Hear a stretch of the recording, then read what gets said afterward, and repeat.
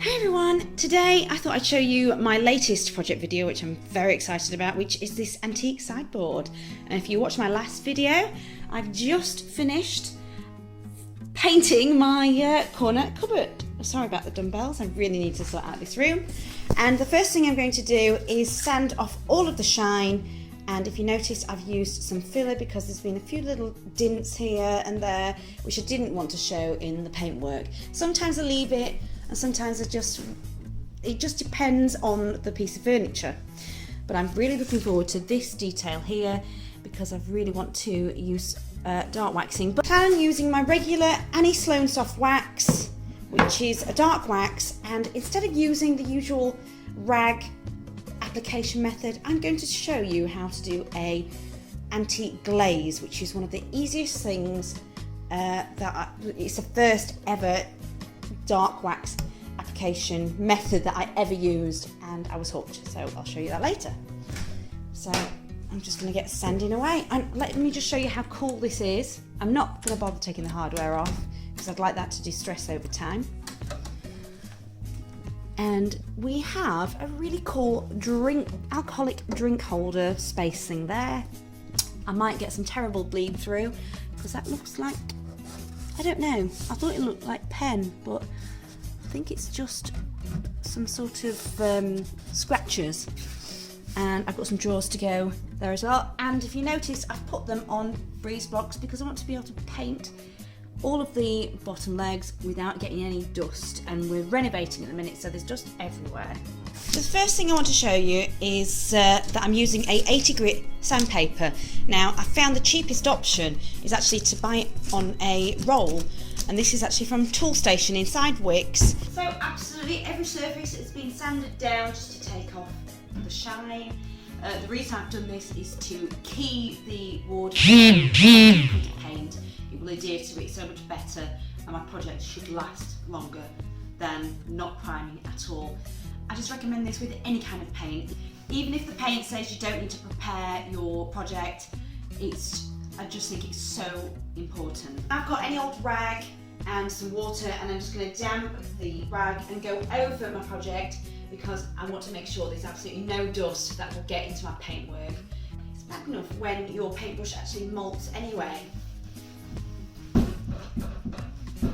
So as per usual, I'm going to give it a first coat of primer, which is Leyland's acrylic primer undercoat. I'll leave the link in the down bar if you wanted to try it yourself. I can finally start painting it and start to see it taking shape. So you want a thin coat because you don't want it to chip or peel. The thinner the better.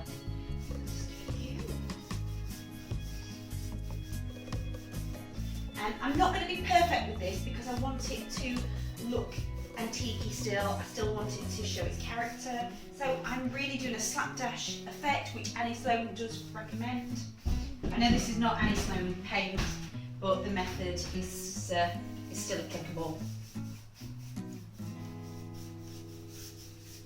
And it should dry very quickly, this. So by the time I finish painting the whole project, I can come back to the top and redo it. I'm not going to sand in between because it's going to be quite a textured piece anyway. Again, the more texture, the better, particularly when you do come to dark waxing it. Notice how quickly this is, and I've almost done the top.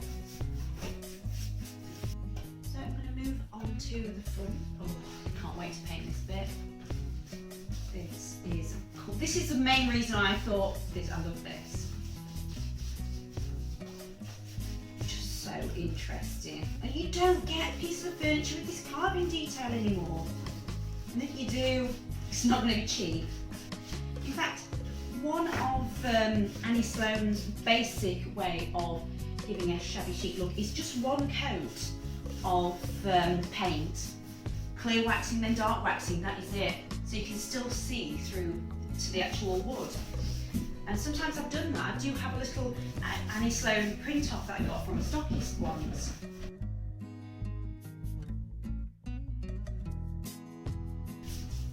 And when you get to the awkward corners, just dab. Just make sure you get your paintbrush right in there.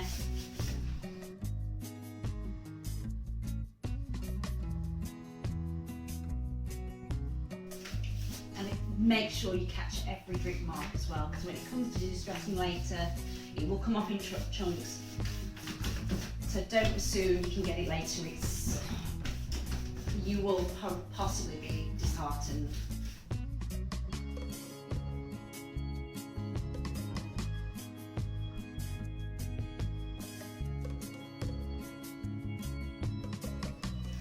If you do want to learn more about the technique I'm using, then please feel free to check out my blog on WordPress, which is vickiesvintage.wordpress.com, and I always talk about every project I'm going to do and what I've got planned. So I've got 2 this week until I can find any more. If you drop your paintbrush, wash it immediately. Don't start painting with it again.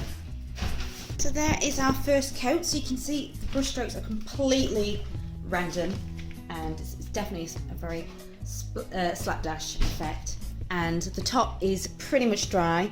I would paint it straight away. I'm going to have something to eat first and then come back to it. So if you look closely, this is the first coat of chalk paint after the primer. So it's quite textured still. You can still see some brush strokes. So once that's dried, I'm going to give it another coat. Right, so hopefully you can see me better at the angle. So I've done most of the outside, but now I need to do the inside where the doors are. So if you can see that, I'm just going, again, very slapdash. So this is a creamy shade, and I'm not painting the inside for the reason that it's probably going to bleed through my paint. So my project is now completely dry. I've given it about 2.5 coats of chalk paint.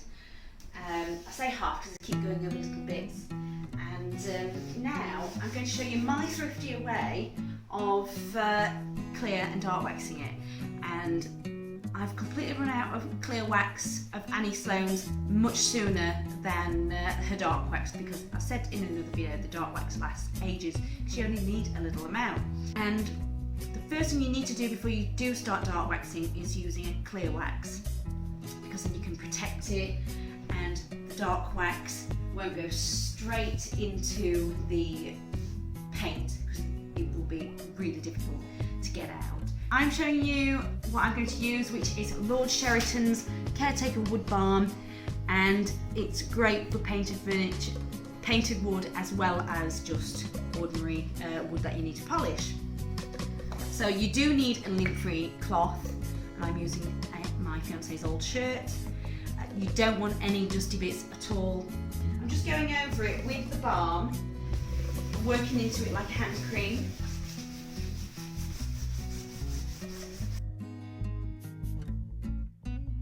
All you need to do is just get some Annie Sloan dark wax, some turps, a bowl you don't care about to mix it in, and a paintbrush and a clean rag. You need your Annie Sloan soft wax in dark and some turps.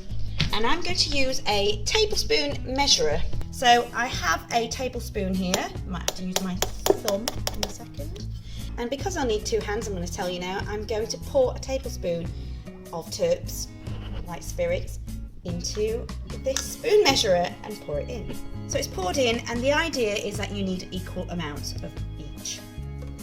So you stir that and the wax will melt. So my brush is fully loaded with antique glazing wax, and I'm now at my piece of furniture. All you need to do is just go over it like so, and we're going to work this in areas. So now we've painted a little bit of the dark wax glaze onto the furniture, you need to grab a rag. So I have my clean rag here, and we're just going to take it off. So just keep rubbing until it's lighter, and as light as you would like it. And you could always go darker in certain areas. That's completely up to you. You could sand it after. I've not sanded my project at all. I've just decided to do this glazing project. So this is a bit I can't wait for. So I think I've got some on. Yes, I do, but I'll grab a little bit more just to have in. So you can see that, well, possibly from there, that when you get the brush into it, the darker bits, they tend to stick into the crevices. So you grab your clean cloth, a lint-free cloth, and just go over it. So if you can just see there close up, these details really stand out. It's almost like a 3D effect. It's very wow. And this is the pitted effect here. I just think that's fantastic. And if you think there's just too much antique glazing there, just go over it with your clean rag and more clear wax.